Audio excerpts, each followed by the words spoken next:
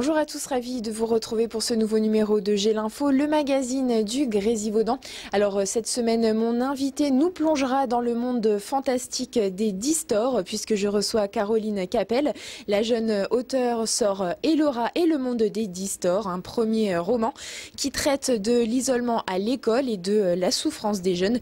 Elle sera sur notre plateau dans quelques instants pour nous en dire un peu plus. Mais avant, on jette un œil sur le sommaire. C'est un grand marché de l'occasion à prix solidaire, plongé au cœur de la communauté Emmaüs du Versou, qui vient en aide aux personnes les plus démunies. L'innovation comme marque de fabrique à Saint-Imier au cœur des Alpes, l'entreprise Léas développe et conçoit des systèmes de défense et de surveillance pour la Marine nationale. Et puis comme chaque semaine, toutes nos idées de sortie à la fin de cette émission dans la rubrique Agenda. Merci de nous retrouver sur ce plateau de J'ai l'info. Alors imaginez, et si vous aviez le pouvoir d'arrêter le temps pour changer le cours des choses, eh bien c'est le cas d'Elora, une petite fille mal dans sa peau qui va découvrir dans un monde parallèle dans lequel elle peut modifier le cours des événements. Alors c'est un thème d'actualité pour un personnage fictif que vous avez imaginé. Caroline Capel, bonjour. Donc vous êtes auteure, vous publiez votre premier ouvrage, Elora, le monde des distors, il est ici. Alors, c'est un roman qui traite de la souffrance des jeunes. On peut dire, c'est un thème relativement dur pour de la littérature jeunesse. Oui, moi j'ai été particulièrement projetée dans la souffrance de l'enfance. J'ai eu un frère qui a eu des problèmes tôt, des phobies, des maladies, voilà, un mal-être à l'école, et donc qui a vécu l'isolement, le rejet. Et en tant que spectatrice, j'ai vu donc souffrir mon frère et souffrir ma mère, voyant son enfant souffrir et gérer des choix avec les médecins, à l'école, voilà. Donc si vous voulez, j'ai toujours été sensible à ce sujet-là. Et vous dites aussi que vous l'avez écrit pour vos filles, mais oui, pas seulement. Pas seulement pour mes filles, parce que c'est vrai que quelque part c'est une histoire qui est fait maison, enfin avec voilà mes valeurs, ce dont voilà, sans quoi je crois, mais pour tous les enfants qui ont un mal-être à l'école, qui à un moment pendant une année scolaire, parce qu'un prof ça va pas, parce qu'ils sont pas dans la bonne classe, parce que ils se sentent pas bien, et c'est pas pour ça qu'il faut pas garder espoir et se dire que la vie apporte des belles rencontres. Moi je passe par un univers fantastique parce que quelque part, comment captiver au mieux les enfants avec des pouvoirs, ça c'est sûr. Mais quelque part, ce monde-là, il faut croire qu'il est possible sur Terre parce que la vie est faite de rencontres, est faite de belles choses. Et même s'il y a des moments où c'est un petit peu difficile, on doit tenir bon, s'accrocher et la vie doit être vécue. Parlez-nous un petit peu d'Elora, cette fameuse petite fille que vous avez imaginée. Alors Elora, déjà, elle a une différence physique parce que du coup, elle est rousse, elle a des taches de rousseur. Donc voilà, c'était mon petit clin d'œil, ma différence, voilà, qui est apparente. Après, elle est différente aussi intérieurement par des réflexions, par des questions qu'elle se pose. Elle a 19 ans quand elle l'écrit, donc l'histoire complète. Et dans le tome 1, elle nous raconte la découverte, comment accidentellement elle va provoquer sa première distorsion du temps, donc un petit peu de vocabulaire. Le monde des distors s'appelle Distoria.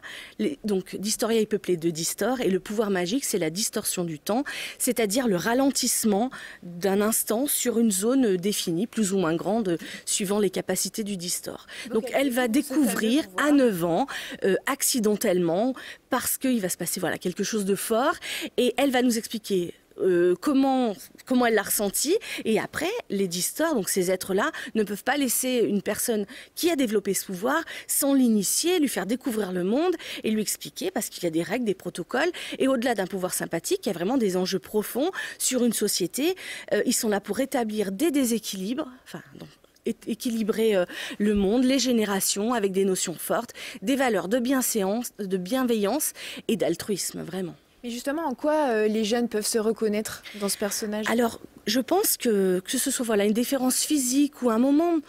Dans l'enfance, c'est difficile de se trouver, voilà, de s'identifier ou de se trouver une personnalité. On veut essayer d'être accepté. Et cet enfant, 9 ans dans le tome 1, c'est ce qu'elle va tenter de faire. Elle ne comprend pas pourquoi elle ne peut pas jouer, elle ne peut pas accéder à ça, elle ne fait pas partie d'un groupe. Et je pense que ça, c'est le cas de beaucoup d'enfants. Trouver sa place, voilà, trouver sa place. Bon, alors on ne va pas en révéler plus sur l'histoire. On invitera bien sûr nos téléspectateurs à acheter votre livre. Alors c'est votre premier roman.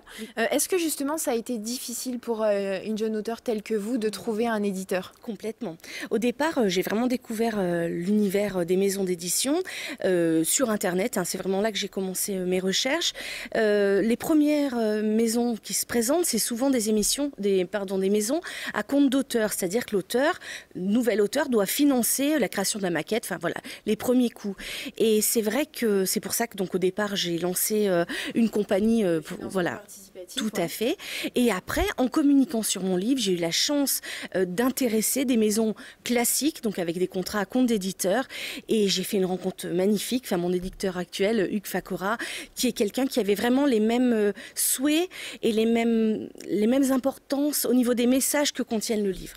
Des messages qui ont aussi attiré et intéressé des dizaines de personnalités qui signent la préface de votre livre. Alors là, c'est un rêve, une aventure qui a commencé par un rêve et qui se poursuit. C'est des personnes qui ont réussi dans le point de vue artistique, musical, au cinéma. Vous pouvez nous en citer quelques-uns? Alors, c'est bien sûr. Alors déjà, au niveau des émissions télé-réalité ou émissions autres, donc il y a Emma Chaka qui a fait partie donc la saison 2014 de The Voice, qui était dans l'équipe de Jennifer, la petite Mélina, un coup de cœur, donc qui a 14 ans, qui est une des marraines aussi, The Voice Kids de 2014, équipe Jennifer également, Sonia Dubois. Ensuite, il y a la représentante de la France Miss Univers 2003, qui elle, bien sûr, physiquement, enfin voilà, on se dit il n'y a pas de problème, mais elle aussi, au niveau de l'enfance, a ses soucis. Enfin, ils en ont tous. Ensuite, donc j'ai des médecins aussi. Voilà, des spécialistes, donc le docteur Sandra Massarelli, qui est donc psychologue, la psychanalyste Fabienne Poulet.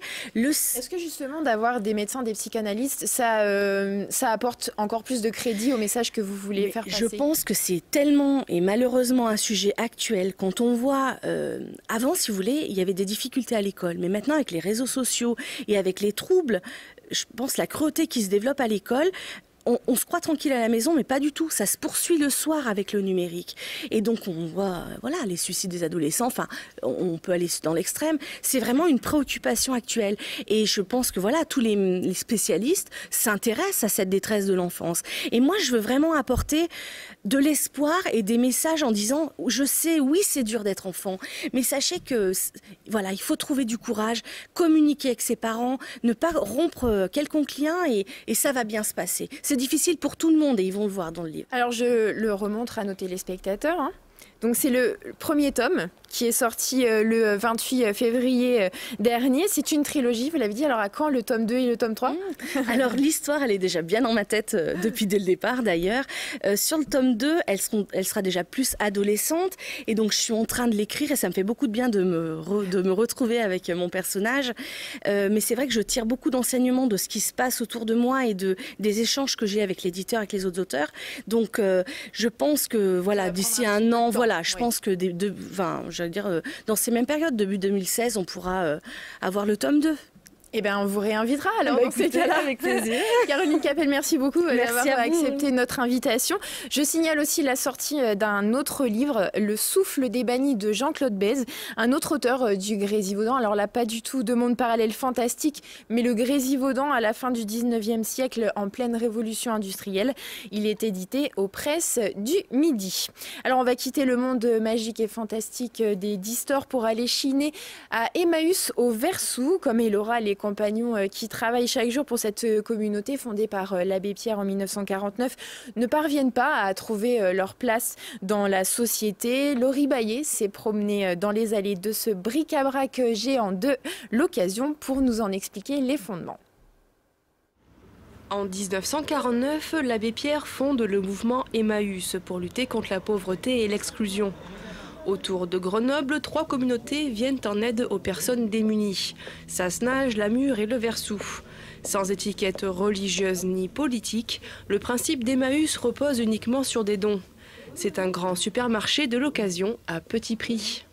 on trouve tout ce dont les gens ne veulent plus, mais qu'ils ne vont pas jeter à la poubelle, dont ils ne vont pas se débarrasser. On peut trouver aussi bien des canapés, on peut trouver aussi bien un porte-manteau, on peut trouver des livres, des disques, des jouets, des vêtements. Et là, ensuite, en fonction de l'état, de nos compétences, de nos possibilités, nous réparons, nous valorisons, nous nettoyons de façon à présenter des objets qui sont de bonne qualité aux clients quotidiennement. La communauté Emmaüs, c'est aussi un lieu de vie et de travail. Aidés par une dizaine d'amis bénévoles, au Versou, ils sont 11 compagnons à faire vivre intégralement la communauté. De l'accueil téléphonique à la mise en rayon des vêtements. Ce sont des personnes qui, pour des raisons X ou Y, ne trouvent pas leur place dans notre société. Parce qu'ils ne savent pas parler français, parce qu'ils sont rentrés en situation irrégulière sur le sol français, parce que ce sont des jeunes qui n'arrivent pas à trouver leur place au sortir d'un petit parcours d'études. Donc nous, on les accueille.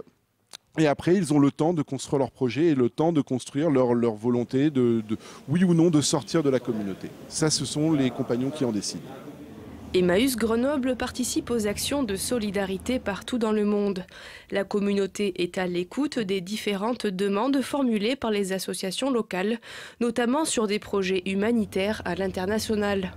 On est présent à travers plus de 30 pays dans le monde.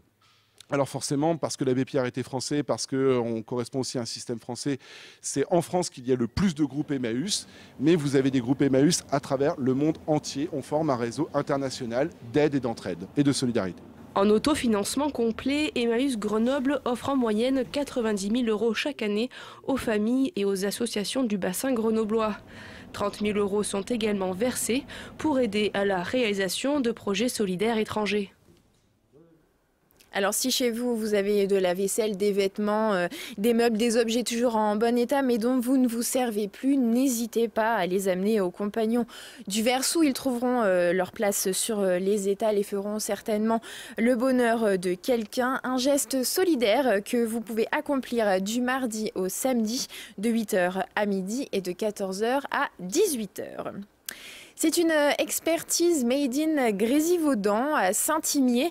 L'entreprise Léas développe et conçoit des dispositifs électroniques. Leur leitmotiv, l'innovation, leur marché, l'agroalimentaire, la médecine ou encore la sécurité. Dernier produit en date, un système pour la marine nationale qui permet les échanges entre les navires en mer et leur centre de contrôle à terre. Les explications avec Lucille Dailly et Olivier Escalon. L'innovation, c'est un peu la marque de fabrique de Léas. Basée à Saint-Imier, l'entreprise développe et conçoit des dispositifs électroniques pour des applications variées, de l'agroalimentaire à la médecine en passant par la sécurité. Depuis sa création en 1980, elle accumule les savoir-faire et enregistre plus de 200 découvertes à l'INPI. En 2011, elle lance un grand programme de recherche autour de la sécurité maritime, mais difficile pour une petite entreprise d'obtenir des parts de marché dans un secteur noyauté par les multinationales. La solution, elle la trouve en s'alliant avec deux autres PME, ABCM qui développe des progiciels et Électronique EFG spécialisée dans la production. Ensemble, elles répondent à un appel d'offres de la Marine nationale et obtiennent le marché au nez et à la barbe des grands groupes. Celui-ci porte sur la conception d'un AIS. AIS signifie système d'identification automatique. C'est un outil qui permet aux bateaux et aux stations de surveillance côtière de connaître l'identité, la position et la route des navires situés dans une zone d'environ 50 nautiques. Le groupe doit créer un appareil de ce type, mais avec des fonctionnalités étendues pour être installé sur des navires de guerre. Après une année de développement, Basic est né. Alors notre innovation, c'est ce boîtier-là, c'est le boîtier qu'on appelle Basic. Basic comme boîtier d'accès sécurisé IP côtier. C'est un boîtier qui regroupe plusieurs fonctions. La fonction principale qui est l'AIS, l'AIS étant le système d'identification entre les navires, que nous avons enrichi avec des fonctions supplémentaires, notamment deux principales. La première, c'est tout ce qui est communication cryptée hautement sécurisée. Et la deuxième, ce sont des fonctions de leurrage. Cet appareil offre à la Marine nationale une maîtrise totale des données véhiculées à travers le dispositif AIS, avec tous les avantages tactiques que cela comporte sur le terrain. Ainsi, un bâtiment peut envoyer des fausses informations aux autres bateaux sur sa position actuelle ou même simuler la présence de centaines d'autres bateaux factices. C'est l'avènement de la guerre navale électronique. Mais l'innovation ne s'arrête pas là. Une version portative de cette technologie est en cours de développement. L'AIS-X, X pour Extended, doit venir équiper des bateaux plus petits et même, à terme, des avions et des hélicoptères. En tout, ce marché représente près de 5 années de CA de commandes et des débouchés incalculables, y compris à l'international. Une croissance annoncée qui implique une véritable mutation des 3 entités. Le fait d'avoir obtenu ce marché nous a permis de doubler nos effectifs, nous a permis aussi de doubler le chiffre d'affaires de nos 3 structures et nous avons comme ambition de tripler en début d'année les effectifs de l'ensemble du groupe qui va devenir la société KEAS. Nous avons comme volonté dans les 2 ans à venir d'être le leader dans le monde de la sécurité maritime. Et le groupe KEAS ne s'arrête pas là. Après la marine et l'aviation, il vise les étoiles et ambitionne d'adapter sa technologie sur des satellites.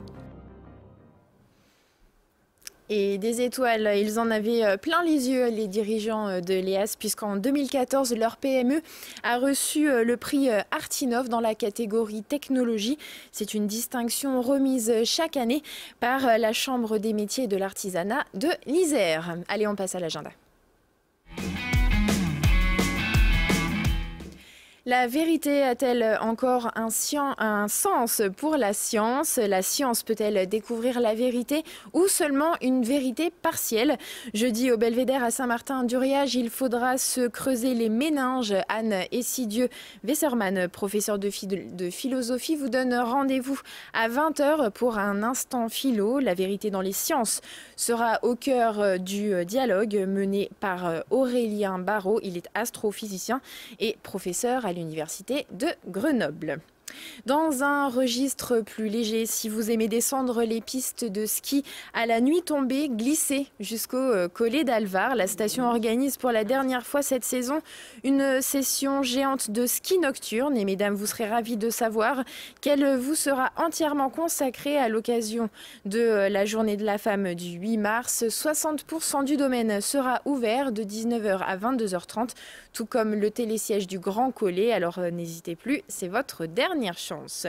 Un peu de musique à présent. Samedi au Touvet, les voix du groupe Couleur Café résonneront dans la salle du Bresson. Des chansons a cappella, des arrangements inédits, un humour fin, bref, un show à ne pas rater avec en première partie la chorale du Touvet. Pour plus de renseignements, n'hésitez pas à contacter la chorale au 06 70 51 70 01.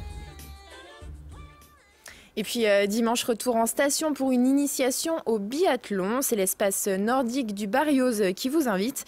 De 10 h à 16 h 30, glissez-vous dans la peau des frères Fourcade ou de Marie Dorin et partez à l'assaut des pistes et de la cible. Le matériel sera bien sûr mis à disposition et l'atelier sera encadré par des moniteurs diplômés.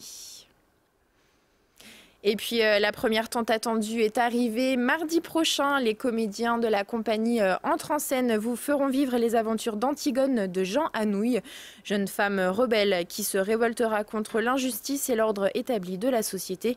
Une pièce d'actualité à découvrir le mardi 10 mars à 19 h à l'Agora à Saint-Imier. Voilà, c'est ainsi que se termine ce J'ai l'info. Merci à tous de nous avoir suivis. Rendez-vous la semaine prochaine.